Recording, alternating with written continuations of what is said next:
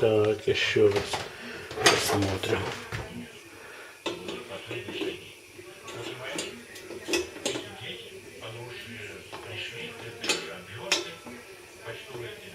Так, что тут у нас?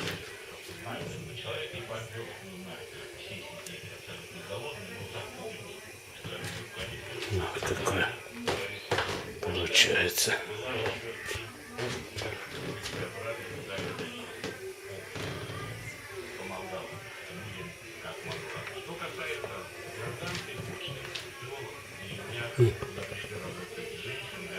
Прямо она туда обкапала жидкость внизу.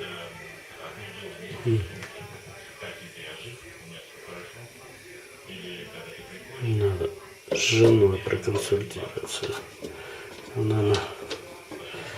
Наверное, еще нужно. Ну, похоже на шашлык.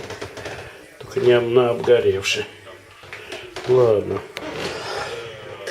Потом, может быть, пропарить, может быть, на рамуш и не надо. Пока не знаю.